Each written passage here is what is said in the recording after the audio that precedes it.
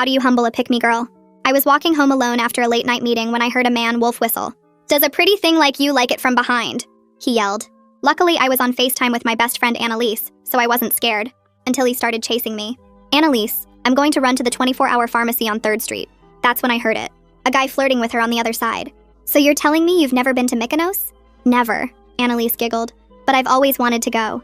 The man behind me was maybe 20 feet away now. I could practically smell him. Annalise! I hissed, breaking into a run. Call 911. Hold on, she told me. Then she turned back to him. Sorry, my friend's being paranoid about some guy. I cut through an alley. A stupid move, but the pharmacy was right there, just across the street. The man followed, his breathing getting heavier. Come back here. I just want to talk. My hands were shaking so bad I could barely hold the phone. The pharmacy lights were on, but the doors were locked. My stomach dropped. Annalise, the pharmacy is closed. I need you to call someone now.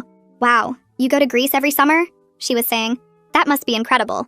I tried calling 911 myself while running, but my fingers were shaking too hard. Eventually the call went through, but immediately went to hold. Your wait time is approximately 12 minutes. 12 minutes. I might not have 12 seconds. Annalise! I screamed into the phone. He has a knife! Shouldn't you help your friend? The guy on Annalise's end said. Sounds like she's in trouble. Oh my gosh, you're so right, Annalise said, suddenly animated. I'm so sorry, that's so thoughtful of you to notice. Let me just... I heard fumbling. Hello? 911? My friend is being chased by a man with a knife on 3rd Street near the CVS. The man was 10 feet away. I grabbed a garbage can lid, the only thing I could find. He lunged. I swung the lid and caught him in the jaw, sending him stumbling back. My legs were burning, but I kept running, where maybe someone, anyone, would be driving by at 4 a.m. They're sending someone, Annalise said brightly. Then to the guy, you were so sweet to remind me. I get distracted sometimes. Where are they? I gasped, looking behind me. The man had gotten up and was following again, but limping now. How long? She wants to know how long, Annalise repeated, like she was ordering coffee. Uh-huh. They said about 8 minutes. There's a big fire downtown, so... The man grabbed my hair from behind, yanking me backward. The phone flew out of my hand, skittering across the pavement. I could hear Annalise's voice. So anyway, Mykonos, would you take someone with you? I bit the man's hand hard enough to taste blood. He cursed and let go. I dove for my phone, my knees scraping concrete. On the screen, I could see Annalise sitting at some bar, leaning toward this guy, twirling her hair around her finger. Tell them I'm on the corner of 3rd and Bryant, I screamed. The man grabbed my ankle. Did you hear that? The guy at the bar asked. Oh, she'll be fine. Annalise waved her hand dismissively. She gets anxious. So tell me more about your yacht. I managed to scramble into a 24-hour laundromat. The man was right there, pushing against the locked door. Please, I begged the woman. Call someone. Anyone. She fumbled for her phone, speaking rapid Spanish to someone. The man gave up pushing and started walking around, looking for another entrance. They're 2 minutes away, Annalise said suddenly. The police, I mean. Oh wow, is that a Rolex? 2 minutes. The back door was already splintering. It's a Patek Philippe, actually, the guy said. You have good taste. The door gave way. The man stepped through, his face completely calm now, almost serene. I backed against the washing machines, gripping a bottle of bleach someone had left behind. You shouldn't have run that far, he said with a grin. That's when we both heard it. Sirens. Annalise was still on speaker. Wow, Patek Philippe, that's even nicer than a Rolex, right? The man lunged. I threw the bleach in his face and ran, bursting out of the laundromat just as 2 police cars screeched up. The cops tackled him as he came out after me, his eyes streaming from the chemicals. The next morning, I went to Annalise's apartment. She answered the door in the guy's Michigan hoodie, looking confused about why I was there so early. I almost died last night. She rolled her eyes. You're being dramatic. The cops came, didn't they? That's when something inside me snapped. You want to know the truth? I asked. Men don't notice you because you're special. They notice you because you're easy to manipulate. Because you'll literally let your best friend die for their attention. And when they realize you have nothing inside you except for desperation and a ran-through coochie, they leave. I didn't realize it yet, but my comments had stung Annalise, and she wanted to use them to ruin everything I had. Her eyes went cold and hard like glass, and for another second I just stood there watching her face change from hurt to something else, something worse. She stepped back and grabbed the door with both hands and slammed it so hard the walls shook, and a picture frame fell off the hallway wall behind me. I could hear her inside throwing things, something glass breaking, then more crashing sounds. My legs felt weak as I walked down the hallway to the elevator, my hands shaking so bad I missed the button twice before hitting it. The elevator took forever, and when it finally came, I leaned against the wall inside, my whole body trembling from everything that had happened in the last 12 hours. Outside in the parking garage, my car sat 3 rows over and I walked to it slowly, each step feeling heavy. I got in and closed the door and just sat there gripping the steering wheel, my knuckles white. 10 minutes passed before I felt steady enough to put the key in and start driving. The streets were mostly empty on Sunday morning and I drove home on autopilot, taking the same route I always took. At my apartment building, I parked crooked and didn't bother fixing it. Inside my place, I went straight to the couch and collapsed onto it, still wearing my jacket and shoes. Everything from last night hit me in waves. The man chasing me, his hand grabbing my hair, the taste of blood when I bit him, throwing bleach in his face, and through it all, Annalise just talking about that guy's watch. My stomach felt sick thinking about how she kept flirting while I screamed for help. The words I'd said to her kept playing in my head too. Mean words, but true ones. My body felt heavy and exhausted, but my mind kept racing. I forced myself to get up and go to the kitchen where I found some crackers and made myself eat 3 of them, even though my stomach turned at the thought of food. Then I grabbed my keys and headed back out because I needed to file the police report while everything was still fresh. The police station was 20 minutes away, and the whole drive there my hands kept shaking on the wheel. Inside the station, the lights were those awful bright white ones that hurt your eyes and made everything look harsh. The officer at the desk gave me forms to fill out and pointed to some plastic chairs. My hand cramped from writing every single detail about what happened, where I ran, what the man looked like, how tall he was, what he said, everything I could remember. After 40 minutes of writing, a woman in a dark suit came over and introduced herself. "I'm Detective Donna Curry," she said, shaking my hand firmly.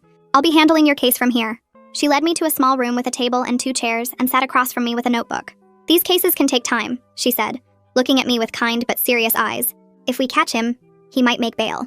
She asked me more questions, going over everything again, and I told her about the laundromat and the woman there who called someone, about throwing the bleach, about Annalise being on FaceTime the whole time. When I finally left the station, it was afternoon and I drove home feeling drained. Back at my apartment, I grabbed my phone and laptop and started taking screenshots of everything. The FaceTime call log showed 47 minutes, starting at 3:52 a.m. I scrolled through Annalise's Instagram and found her posts from last night at the bar, one at 4:11 a.m. showing her and that guy, another at 4:23 a.m. of their drinks. My fingers moved without thinking, saving everything, organizing it into a folder on my desktop. The screenshots felt like proof that I wasn't crazy, that this really happened the way I remembered it. Later, when the sun was going down, I picked up my phone to text Annalise, typing out a message about needing space and boundaries after what happened. I hit send and watched the delivered notification pop up, but no read receipt appeared. 5 minutes later, though, she posted an Instagram story of her getting coffee with some girl I didn't know, both of them laughing at something on her phone. She'd seen my message for sure. That night, I couldn't sleep at all. Every little sound made me jump. A car door outside, footsteps in the hallway, the ice maker in my fridge. I kept checking the locks on my door, looking out the peephole, making sure the windows were latched. My heart raced every time I heard anything. When the sun finally came up, I was still awake, sitting on my couch with a kitchen knife on the coffee table in front of me. I felt stupid, but also relieved that the night was over. Monday morning, I had to go to work, and it felt completely unreal, like I was in 2 different worlds at once. I sat at my desk trying to focus on emails, but my mind kept going back to Saturday night. Liam Goldman, my supervisor, stopped by my cubicle around 10. "You okay?" he asked, and I could tell he noticed something was off. "Just had a rough weekend," I said, not wanting to get into it at work. He nodded and didn't push, but I could feel him watching me the rest of the morning. At lunch, I sat in the break room scrolling through my phone, and there it was. Annalise posting brunch photos with 3 other girls, all of them with mimosas, and she was still wearing that stupid Michigan hoodie from the guy at the bar. The pictures were all smiles and sunshine like nothing had happened at all. My chest felt tight with anger seeing her act so normal while I couldn't even sleep. Tuesday afternoon, my phone rang while I was trying to work, and Detective Curry's name showed up on the screen. She told me they were pulling footage from all the shops near the laundromat, and asked if I could come look at photos if they found anyone matching my description. My hands got sweaty just thinking about seeing his face again, but I said yes because what else could I do? That night, I barely made it to my bed before the nightmares started, running down empty streets with nobody answering when I screamed for help. The man always right behind me no matter how fast I ran. I woke up at 3 in the morning with my sheets soaked through and my heart pounding so hard it hurt. Wednesday morning, I sat at my computer looking up therapists on my insurance website, scrolling through names and photos until I found one named Nia Martin, who had good reviews for trauma stuff. The receptionist who answered sounded really nice, and when she said the words trauma counseling, my voice cracked and tears started running down my face even though I tried to stop them. She booked me for Thursday afternoon, and I hung up feeling weird about crying to a stranger on the phone. Later that day, I checked Instagram during a bathroom break and saw Annalise had posted one of those quote stories with fancy lettering that said, "When people show you who they really are, believe them," and underneath in smaller text, "Some people create their own storms." 3 different mutual friends texted me within an hour asking if we were fighting and what was going on between us. I didn't answer any of them because what was I supposed to say? Thursday morning while I was making coffee, my phone buzzed with a DM notification from Bryson Knoll, the guy from the bar with the watch. He wrote, "Hey, no hard feelings about the other night, your friend seems sweet. Hope you're okay," with a smiley face at the end, like the whole thing was some minor misunderstanding. Reading it made my skin feel tight and wrong like bugs were crawling on me. Detective Curry called again that afternoon to schedule me for a photo lineup next Tuesday, and explained that even if I picked someone out, it might not be enough without more evidence since eyewitness stuff isn't always reliable in court. The way she said it made everything feel pointless, like why was I even trying if nothing would stick anyway? Thursday's therapy appointment came faster than I expected, and sitting in Nia Martin's office was harder than I thought it would be. She had me tell her everything that happened and then taught me this breathing thing where you count to 4 breathing in and hold it, and count to 4 breathing out. For the first time since Saturday, I felt like maybe I wasn't going completely crazy, even though my hands were still shaking when I left her office. Friday morning, an unknown number called while I was getting dressed, and when I answered, it was some court clerk telling me about the arraignment date if they caught the guy, and mentioning real casual that he'd probably make bail within a day or two. The thought of him walking around free made me want to pack everything and move to a different apartment, or maybe a different city. That afternoon around 3, I was trying to focus on a spreadsheet when an email from HR popped up with the subject line regarding recent complaint. My stomach dropped before I even opened it because I knew what it would say. Someone had filed an anonymous complaint saying I was spreading false stories about a traumatic event for attention and creating a hostile work environment with my behavior. The wording sounded exactly like something Annalise would write, all formal and fake, concerned with just enough detail to sound believable, but not enough to prove anything. I read it 3 times before closing my laptop and putting my head down on my desk. My phone rang again, and I almost didn't answer, but it was a number I recognized from Saturday night.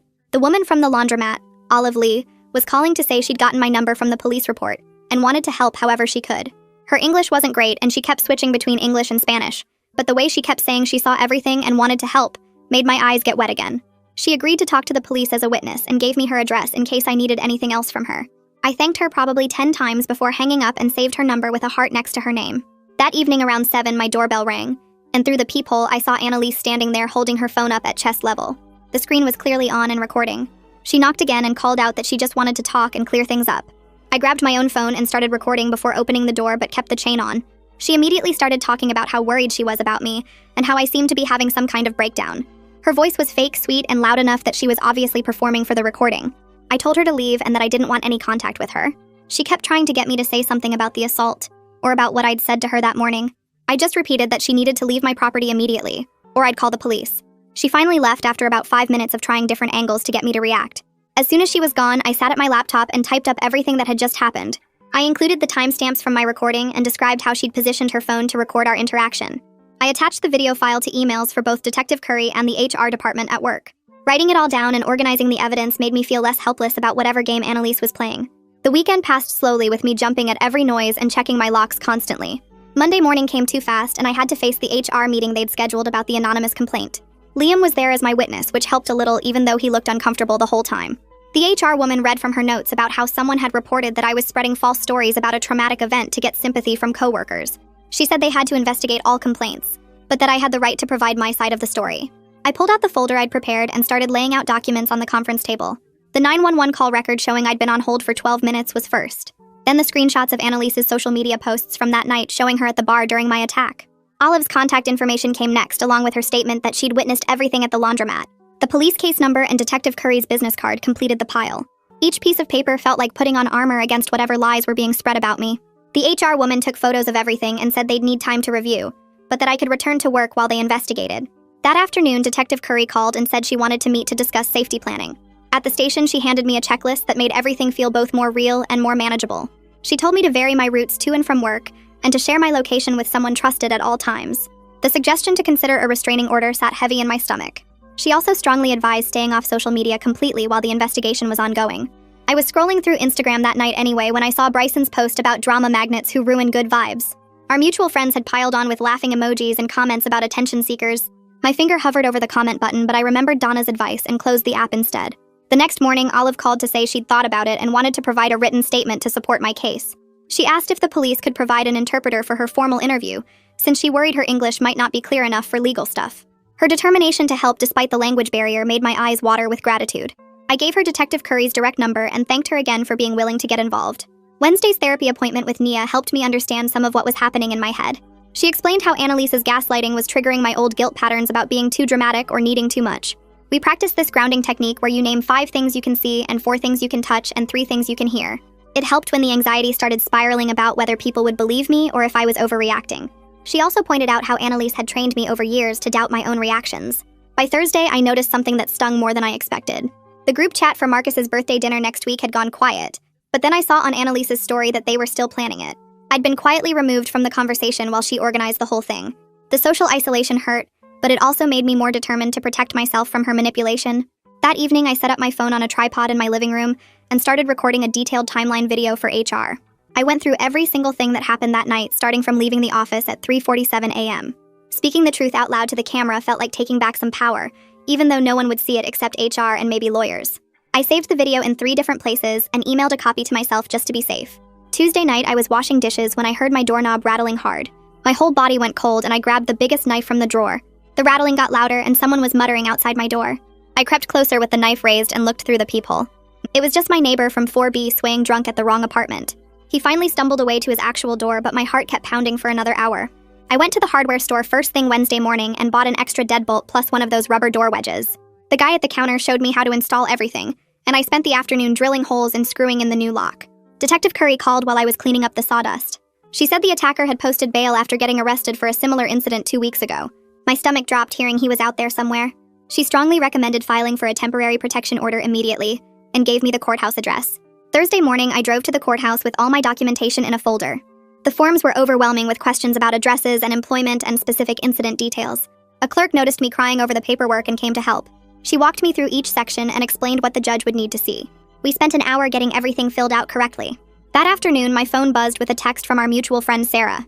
She sent a screenshot of Annalise's message asking her to pass along something. The message said, "Heard about your little protection order request. Desperate much?" Sarah added that Annalise blocked her right after she refused to send my response back. Friday morning, Liam pulled me aside at work looking uncomfortable. He warned me privately that HR might put me on administrative leave during their investigation. The thought of losing my paycheck on top of everything made me dizzy. He said it wasn't definite, but I should prepare for the possibility. I spent my lunch break calculating how long my savings would last without income. Monday morning, I walked into HR with my complete evidence package organized in labeled sections. Nia had practiced with me all weekend on staying calm and advocating for myself. My hands stayed steady as I handed over the thick folder. I requested a specific timeline for their review process, and the HR manager wrote it down. She said they'd need at least 2 weeks to investigate everything thoroughly. The protection order hearing was scheduled for Wednesday, but nothing went right. Olive showed up ready to testify, but her interpreter never arrived due to some scheduling error. The judge could barely understand her broken English as she tried to explain what she saw. He granted only a temporary 2-week order and said we'd need another hearing with proper translation. I wanted to scream at the unfairness, but stayed quiet. Saturday morning, I opened Instagram and saw posts from what Annalise called her healing brunch that all our friends attended. In every single photo, someone new was sitting in my usual spot next to her. She had her arm around different people in each picture where I used to be. The grief hit me harder than I expected, seeing our friendship erased so completely. Sunday afternoon, Nia and I sat in her office planning a strategic meeting with Annalise. We decided on a public coffee shop where I could record everything for my protection. Nia had me practice staying factual and calm no matter what Annalise might say. We rehearsed different scenarios until I could respond without getting emotional. Monday at 3, I arrived at the busy coffee shop 10 minutes early and set up my phone to record. Annalise walked in wearing designer sunglasses even though we were inside. She sat down and immediately started talking loudly about my supposed mental health crisis. Other customers turned to stare as she sighed dramatically about trying to help me through my delusions. I stuck to simple facts about the assault and what happened that night. She kept interrupting to tell everyone nearby how worried she was about my paranoia. When I mentioned the FaceTime call, she laughed and said I was imagining things. She claimed she'd called 911 immediately, and I was just too traumatized to remember correctly. The whole performance lasted 20 minutes before she left in a rush of fake concern. Within an hour, she'd posted on social media about supporting friends through mental health struggles. Bryson commented with prayer hands, and others chimed in about how caring she was. The manipulation was so obvious it almost made me laugh, but I knew people were buying it. Detective Curry called Tuesday morning while I was checking my email, and her voice sounded different, almost excited. She told me traffic cameras near the laundromat caught everything on video, the whole chase and him following me into the building. The footage was clear enough to match with other cases they'd been working on. I drove to the police station that afternoon for a photo lineup, and my hands were steady this time. 6 photos laid out on the table, and I pointed to number 4 immediately. That was him. Same dead eyes from the laundromat. Detective Curry nodded and wrote something down, but warned me single witness identifications get challenged in court all the time. Wednesday brought the HR decision, and they called me into a conference room with 3 managers present. They ruled Annalise's complaint unsubstantiated, but offered me part-time remote work and employee assistance counseling as a compromise.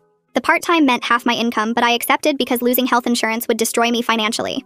I signed the paperwork and walked out feeling both relieved and cheated. Thursday morning, Liam forwarded me an email from Annalise with an attached audio file from our coffee shop meeting. She'd edited it to make me sound unhinged, but forgot the metadata showed obvious tampering with timestamps and cuts. Liam had already sent it to HR as evidence of harassment on her part. I printed everything and added it to my growing folder of documentation. Detective Curry called again Friday with better news.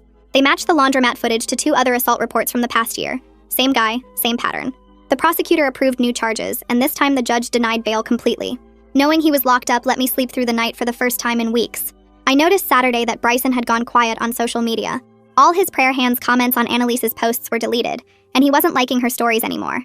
Even someone as shallow as him could tell something was off with her version of events. The protection order hearing got rescheduled for Monday, and this time Olive's interpreter actually showed up. She sat in the witness chair and described everything clearly. The man chasing me, the bleach I threw in self-defense, how scared I looked when I ran out. Her steady presence and calm testimony made me feel less alone in that courtroom. The judge listened to everything and reviewed the police reports carefully. He granted a full protection order for 2 years with strict no-contact terms. Having that legal document in my hands felt like armor I could finally wear. I left the courthouse and went straight to a sporting goods store. I bought a personal alarm that clips to my keychain, signed up for a monthly rideshare budget so I'd never have to walk alone at night, and enrolled in a self-defense class that started the following week. Each purchase felt like taking back a piece of control the attack had stolen from me. The self-defense instructor was this tiny woman who threw a man twice her size across the mat during the demonstration. She taught us that fighting back isn't about strength but about knowing where to strike and when to run. We practiced breaking holds and creating distance to escape. My body remembered the terror from that night, but now I was learning to channel it into action instead of freezing. The rideshare budget meant eating ramen for lunch most days, but never having to worry about getting home safe was worth every penny. I set up automatic rides for any time I'd be out past dark. The drivers probably thought I was paranoid for taking rides just 3 blocks sometimes, but I didn't care about their opinions anymore. Work felt different with the remote schedule. I missed the office energy, but not having to see certain people who'd chosen Annalise's side was a relief. Liam checked in weekly and made sure I had everything I needed to do my job from home. The employee assistance counselor turned out to be helpful too, giving me strategies for dealing with workplace stress that had nothing to do with Annalise. Nia and I worked on boundaries during our sessions, not just with Annalise, but with everyone who'd enabled her behavior. We identified patterns where I'd ignored red flags because I wanted to keep the peace. She helped me see that real friends don't make you choose between their attention and your safety. The protection order meant Annalise couldn't contact me directly, but she tried using mutual friends as messengers. I had to block 3 people who kept trying to relay her messages about reconciliation and understanding. Each block felt like cutting away dead weight I'd been carrying for too long. Detective Curry kept me updated on the criminal case progress. With multiple victims and video evidence, the prosecutor felt confident about conviction. The trial wouldn't happen for months, but knowing it was moving forward helped me focus on rebuilding instead of just surviving. My apartment became my sanctuary with new locks, a doorbell camera, and neighbors who actually looked out for each other. The building manager, this older guy named Frank, started checking on me after hearing about the attack. He'd knock twice, wait for my response, then move on. Never pushing for details, but letting me know someone cared. The personal alarm stayed clipped to my keys, and I tested it weekly to make sure the battery worked. That piercing sound gave me confidence walking to my car in parking garages or getting mail after dark. Small things that used to be automatic now required planning, but at least I had tools to handle them. Nia pulled up a blank document on her laptop during our next session and helped me write an email that couldn't be twisted or misunderstood. We spent 40 minutes getting every word right, making sure it was all facts and no emotions that Annalise could use against me. The email just said I needed no contact going forward, including through third parties, and that any attempts would be documented. Nia made me read it out loud 3 times to make sure I felt comfortable with every single word. She saved multiple copies on different drives and had me email it to myself as backup before I sent it. Monday evening came and I sat at my kitchen table staring at Annalise's email address in the recipient field. My finger stayed frozen over the send button while my heart pounded so hard I could feel it in my throat. I made myself count to 3, pressed send, then immediately took a screenshot of the sent confirmation with the timestamp. Within 2 hours, a mutual friend texted saying Annalise was claiming I'd defamed her, and she was going to sue me for slander. The friend said Annalise had screenshots of evidence and was talking to lawyers about damages to her reputation. I called the free legal clinic the next morning and explained everything to a volunteer attorney who looked maybe 25. She reviewed my documentation and laughed, saying there was nothing actionable in stating facts or setting boundaries. When the mutual friend texted again with more threats, the attorney helped me draft a response that shut it down immediately. Liam called me into his office later that week with a folder full of paperwork about restructuring my position. He'd gotten approval to move me to back-end projects where I could work flexible hours and wouldn't have to interact with the people who'd taken Annalise's side.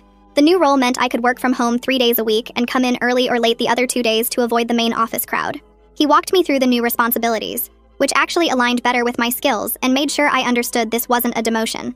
The salary stayed the same, and I'd report directly to him instead of going through the team lead who'd been making passive-aggressive comments. That weekend, I found myself standing outside Annalise's building holding a paper bag with the Michigan hoodie folded inside. I'd washed it twice trying to get the smell of that night out of it, but it still made me feel sick to look at. The doorman recognized me and started to buzz her apartment, but I stopped him and just asked him to leave the bag at her door. Inside, I'd put a note that just said, "This belongs to you," on a plain piece of paper. No signature needed. Walking away from that building knowing I'd never have to come back felt like dropping a 50-pound weight I'd been carrying. Detective Curry called the next day to update me on the case timeline and explained the trial wouldn't start for at least 6 months.